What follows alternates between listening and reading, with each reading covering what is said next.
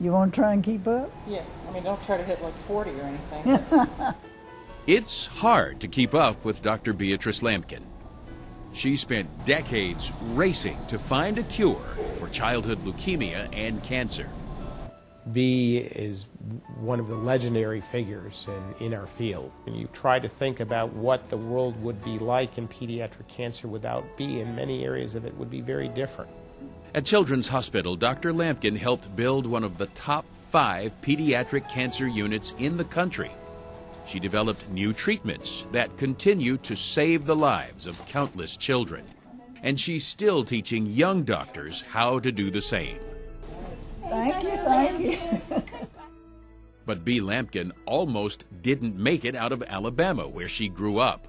When she was 7, she was stricken with polio. Bea spent the next 50 years on crutches, through college and medical school, and at Children's Hospital. I would say yes, she was on crutches, but handicapped never.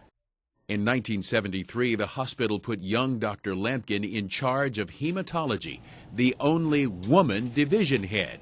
But it was a division of one person, just Bea. It was a tough year. It was the hardest year of my life. It was also a hard time to be working in leukemia. Childhood leukemia was a death sentence for children. That's where she was a trailblazer and said it could be different, when many people were saying, no, it can't be different, you shouldn't bother, this is hopeless. Dr. Lampkin proved them wrong. She discovered that leukemia cells were more vulnerable to chemotherapy at certain times in their life cycle. That breakthrough led to new treatments that are still used around the world. And today, the survival rate for the most common childhood leukemia is more than 90%. Bea is a transformational figure. You meet cancer survivors every day, and many of them are here because of Bea. Like these two. Justin Wald had liver cancer. Barbara Johnson had childhood leukemia.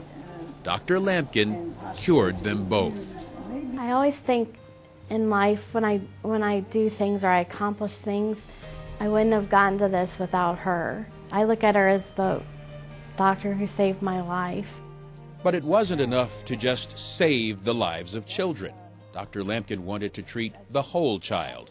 So she set up a survivor's clinic, which treats any side effects that might show up even years later. She brought the bone marrow transplant program to Children's Hospital, and she helped start the Ronald McDonald House. She doesn't give up. She will get it done. If she sees the need, somehow she will convince other people and will get it done. The time finally came, though, when Dr. Lampkin's iron will was not enough. 20 years ago, after developing post-polio syndrome, she stepped aside at the hospital. But it didn't take Dr. Lampkin long to find a new cause, a new group of kids who need her help. I noticed that around Children's at that time that there was quite a bit of drug dealing going on, and I thought that if we were ever going to break the cycle of addiction, we were going to have to work with children and their families. Dr. Lampkin and a handful of others raised more than $1 million, and they created a new program for the children of drug addicts and alcoholics in treatment. No, or we can't, is not a part of her vocabulary. It's always, we will find a way and we can do this. Their homes are filled with chaos and confusion and uncertainty, because a lot of the children have been homeless. I mean, they don't know where their next meal is coming from. They don't know where they're going to live. We came up with the name of Glad House, and glad means giving life a dream. And I think that our children are getting a dream to be successful. Glad House is an after-school program for young children ages 5 to 12. The kids get help with their homework, with their emotional problems, and with their families. It was 14 years ago today that Glad House opened.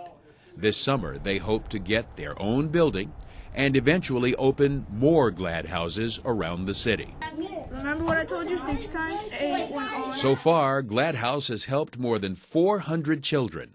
Already, 24 graduated high school, 18 are in college, and many more are on their way.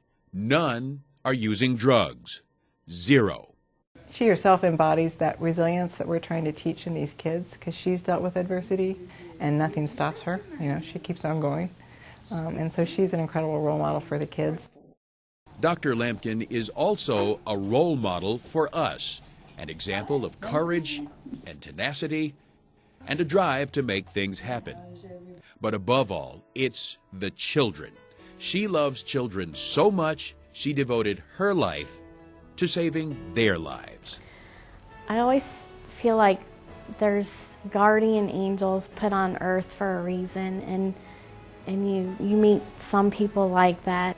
I always feel like she is like one of those guardian angels that's put on earth from God.